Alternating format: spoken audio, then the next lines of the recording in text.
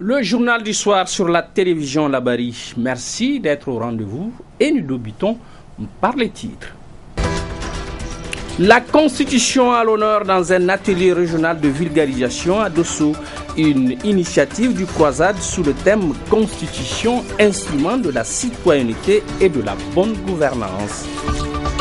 Un samedi, tout sport avec la célébration en ce jour de la journée olympique. À l'occasion, les sportifs de toutes les disciplines ont pris quartier au stade municipal de Niamey ce matin pour une série de démonstrations au grand plaisir des invités. Voilà donc pour le sommaire. Mesdames, Messieurs, bonsoir et bienvenue. À l'entame de ce journal, zoom sur Dosso où le comité de réflexion et d'orientation indépendant pour la sauvegarde des acquis démocratiques, Croisade, s'y est mis 2 jours durant à conduire un joli et puissant plaidoyer au bénéfice de la loi fondamentale, notre Constitution. Un travail de vulgarisation méticuleusement mené sous le thème Constitution, instrument de la citoyenneté et de la bonne gouvernance. Adam Soumana. Organisé par la coordination régionale du comité de réflexion d'orientation indépendant pour la sauvegarde des acquis démocratiques Croisade, avec le soutien financier d'Open Society Initiative for West Africa, OSIWA, cet atelier régional de vulgarisation de la Constitution du 25 novembre 2010, dont le thème est « Constitution, instrument de citoyenneté et de bonne gouvernance », a regroupé les acteurs de la société civile de la région de Dosso en vue de se familiariser avec la loi fondamentale qu'est la Constitution qui garantit les droits humains et les protège. Les thématiques inscrites au présent atelier qui durera 2 jours sont le contenu de la Constitution et ses porteurs, les droits humains, économiques, sociaux et culturels, les droits de solidarité, les droits civils et politiques. Nous parlerons pendant 2 jours de la Constitution et des droits humains, car la première, c'est-à-dire la Constitution, garantit et protège les droits humains à ton coutume de dire. C'est d'abord leur connaissance effective par le bénéficiaire et de la même manière qu'on peut se prévaloir d'un droit dont on ignore l'existence, on ne peut non plus jouir intégralement d'un droit quand on ne maîtrise pas les procédures et les mécanismes de sa mise en œuvre. En ouvrant les travaux, le vice-maire de la ville de Dosso, Adamou Seydou, a souhaité la chaleureuse bienvenue aux membres de cette mission au nom des populations de Dosso avant d'exhorter les participants à suivre avec une attention requise les enseignements qui leur seront dispensés. Auparavant, le vice-président de la coordination Croisade Dosso, Issa Moussa, dans une note introductive, dira que l'opinion nationale assiste désabusée à une augmentation de la tension politique qui puise ses origines dans une ambition personnelle des hommes et femmes que constitue notre classe politique, mais surtout dans une lecture différente de la Constitution, notre loi fondamentale, d'où l'importance de cette présente assise. Nous sommes samedi 21 juin, on y célèbre la journée olympique, une journée de sport pour dire simple. À Niamey, ce matin, les sportifs de toutes les disciplines ont pris d'assaut le stade municipal pour y cultiver, pour y perpétuer l'esprit olympique. À l'animation, une série de démonstrations qui ont laissé pantois mais intéressé nos reporters Hassan Saleh Mustafa et Chebou Kissou. Presque toutes les disciplines sportives pratiquées au Niger étaient au rendez-vous ce samedi 21 juin 2014 au stade municipal. Tous ces sportifs se sont mobilisés pour célébrer la journée olympique édition 2014, une journée instituée en 1948. Objectif visé à travers la commémoration de la journée olympique est de promouvoir la pratique sportive dans le monde, quel que soit l'âge, le sexe ou les aptitudes sportives de chacun, a déclaré le président du comité olympique et sportif national du Niger, Koseni Mahamadou Delatalata. La journée olympique a évolué. Aujourd'hui, elle est bien plus qu'un événement sportif. En s'appuyant sur les 3 thématiques, bouger, apprendre et découvrir, les CNO proposent des activités diverses. La célébration de cette journée olympique permet au comité national olympique d'organiser de multiples activités, notamment des colloques ou des manifestations sportives et culturelles qui contribuent à mieux faire connaître le mouvement olympique et ses nobles principes. C'est pourquoi, depuis l'institution de cette journée du CIO, par le CIO, le COSNI et les fédérations sportives nationales n'ont eu de cesse à organiser à sa date anniversaire des manifestations selon des thèmes suivants: bouger, apprendre et découvrir. À ce titre, les fédérations et associations sportives nationales ont accepté de prendre part aux multiples activités d'animation proposées par le comité d'organisation mis en place à cet effet. Nous serions heureux, mesdames et messieurs, que vous acceptiez de nous accompagner lors des visites que nous effectuerons au niveau de chaque atelier. La célébration de la journée olympique au Niger a été rehaussée par la présence du directeur de cabinet du ministre de la Jeunesse et des Sports. Haruna Dantonka a fait le déplacement pour encourager les sportifs nigériens de leur ensemble. La journée olympique s'adresse à tous, enfants, adolescents, adultes et personnes âgées. Nous devons donc agir tous ensemble pour un sport pour tous, une éducation pour tous, une santé pour tous et la paix pour tous. Nous devons aussi nous efforcer à lutter pour défendre l'idéal olympique en développant l'esprit de coopération avec toutes les organisations et associations sportives pour servir la communauté. Mesdames et messieurs, ces nobles valeurs sur lesquelles se fonde l'esprit olympique doivent guider la marche du sport dans notre pays. Il nous incombe alors de redoubler d'efforts et d'identifier les meilleures formules et les moyens les plus efficients permettant au sport d'assumer au mieux son rôle.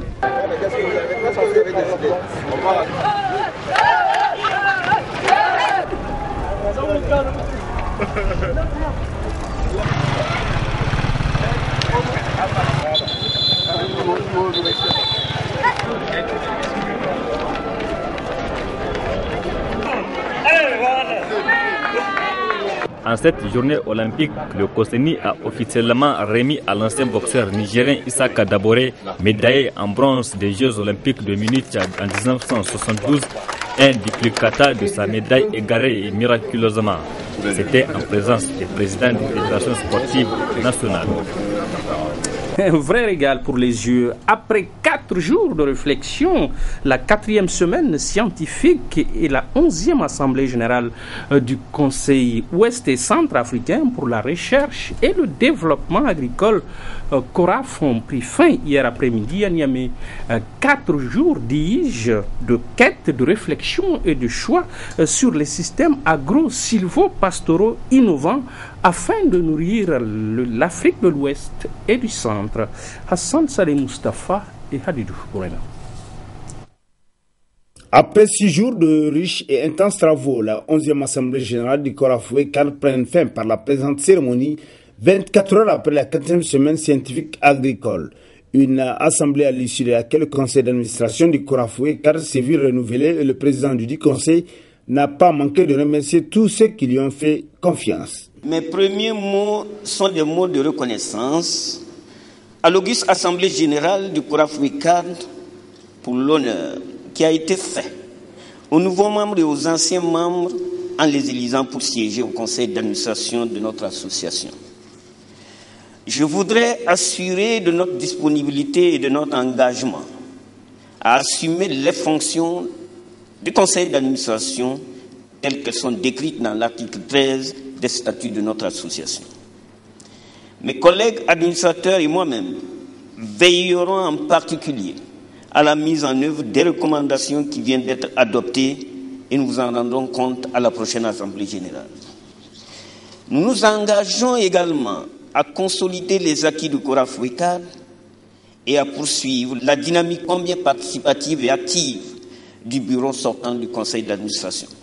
Pour sa part, le directeur de cabinet du ministre de l'Agriculture procédant à la clôture de cette rencontre a prodigué des sages conseils au nouveau président du conseil d'administration du CORAF-WECAN. Nos chercheurs doivent se mettre au travail. Ils en ont la capacité. Ils doivent être accompagnés par les pouvoirs publics. Le Niger, par la voix de son Excellence, le président de la République, le Niger donc s'est résolument engagé à soutenir la recherche scientifique et les chercheurs. Je voudrais féliciter le nouveau président du CORAF pour sa brillante élection à la tête de cette association dont la réputation dépasse les frontières de l'Afrique. Vos pairs vous ont fait confiance et je sais que vous serez à la hauteur des espérances. Bonne chance à vous, Monsieur le Président. Notons que ces travaux ont été sanctionnés par 4 recommandations et 11 résolutions en vue de donner une nouvelle impulsion à cette organisation régionale dont la 12e Assemblée générale est prévue se tenir l'année prochaine à Freetown, en Sierra Leone. Autant pour moi, il s'agit plutôt d'un élément de Adamou Soumana. L'association de lutte contre l'esclavage Tanifili Niger a procédé ce matin à la présentation de son nouveau recueil des textes relatifs à l'esclavage, la traite de personnes et aux pratiques assimilées.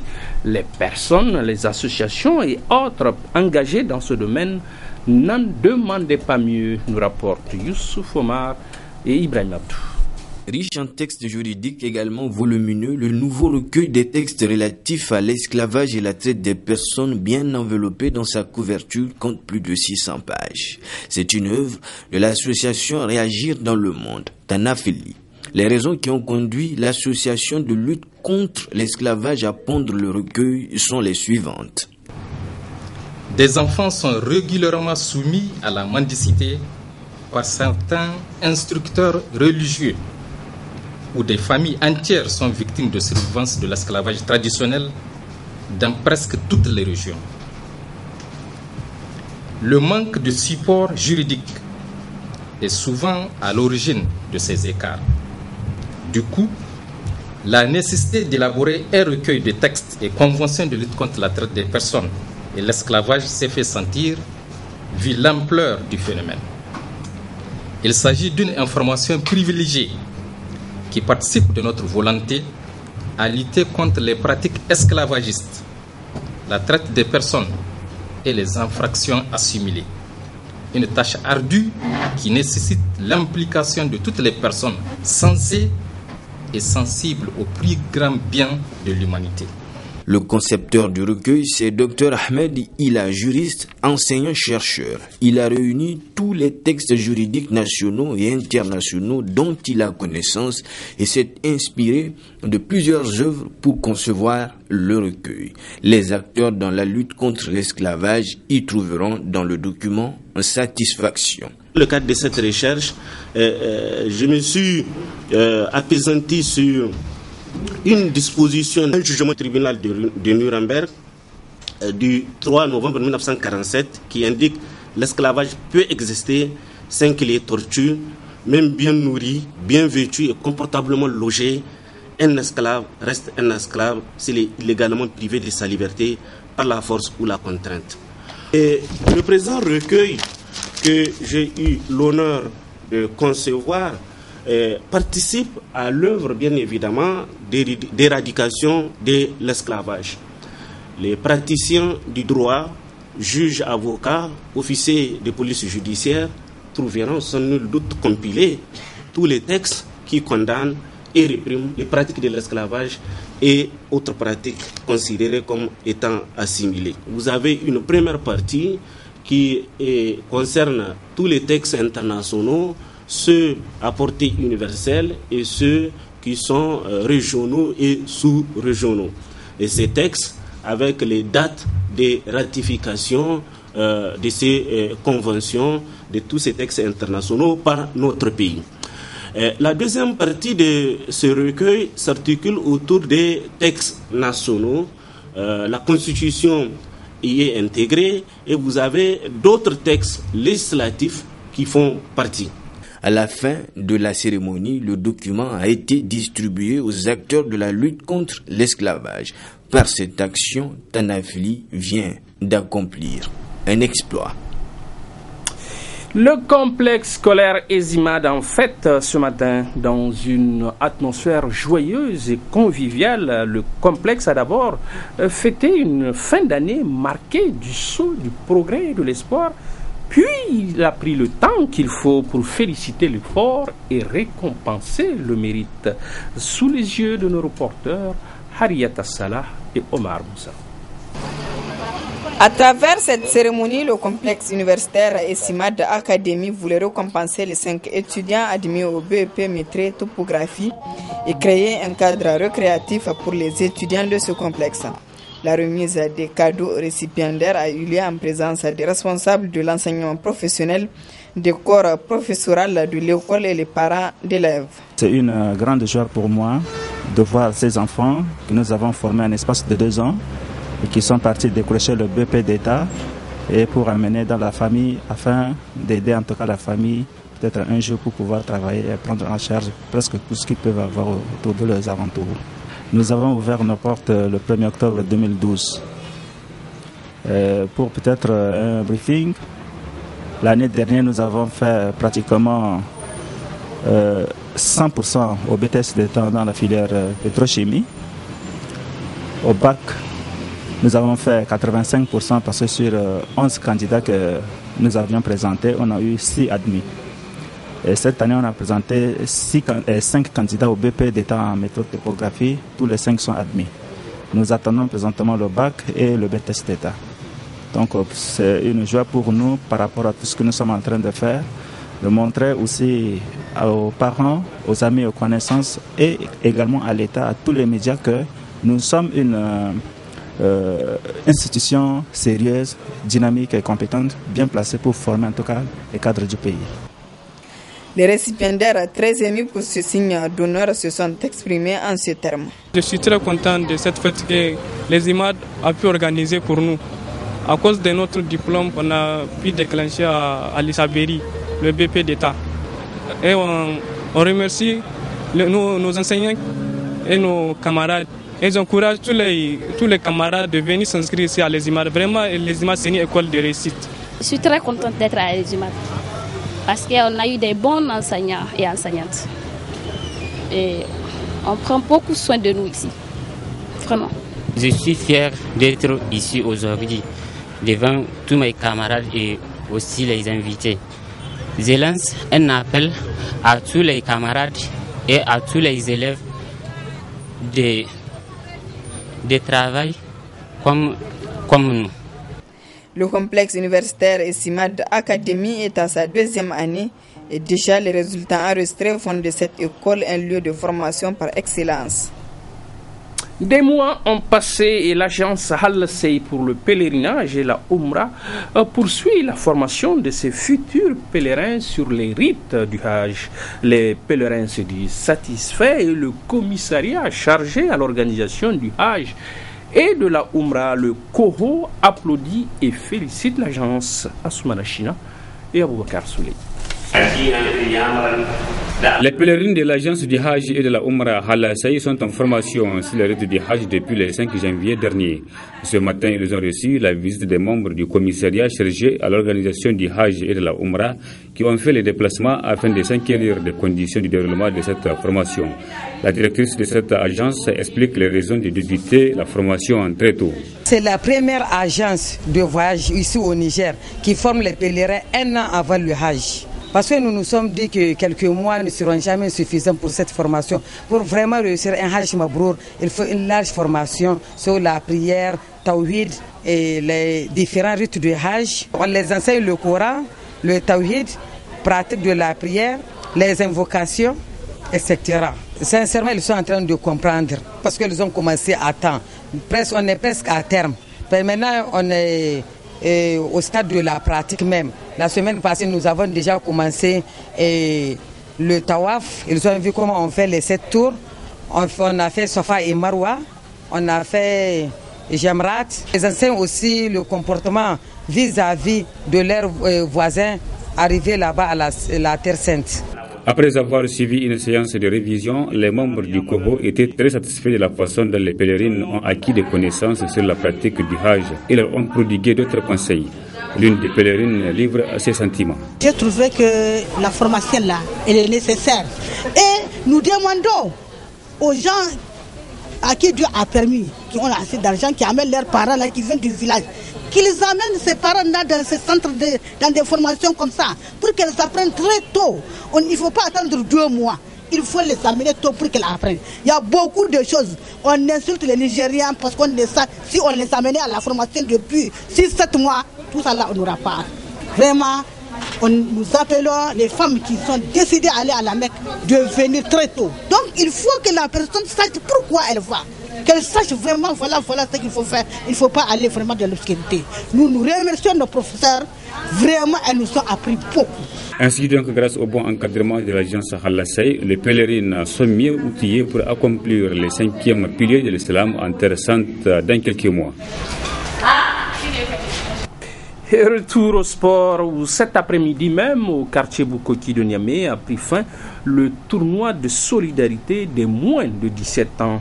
L'excellente initiative est du docteur Aliou Amadou Meiga qui entend là promouvoir le football nigérien. Michel Djedji et Aboubakar Souley ont pris la mesure de l'initiative et nous en parlent. Ce sont Acha Academy en rouge et AS Renaissance en blanc qui ont disputé la finale de ce tournoi qui se veut une compétition de renforcement des liens de solidarité entre les équipes participantes.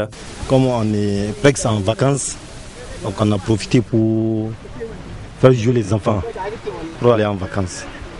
Et on aime ce genre de tournoi parce que ça va améliorer la technique des enfants. Parce que vous n'êtes pas sans savoir, si les enfants s'entraînent et ils n'ont pas de compétition, donc ça ne sert à rien. Vraiment, on veut laisser les jeunes jouer, leur donner une occasion de jouer, de s'exprimer pour cette année. Pour l'année prochaine, on va voir comment on va bien organiser pour faire ça comme sous forme de championnat des jeunes de leur catégorie. C'est avec un score de 1-0 en faveur de AS Renaissance qu'a pris fin ce tournoi. Rendez-vous pris l'année prochaine pour la deuxième édition. Ce sont Acha Academy en rouge et AS. Ainsi prend fin ce journal, mais restez avec nous pour un programme tout week-end, tout dédié à vous, notre chef programme CMI de tout son âme. Au revoir.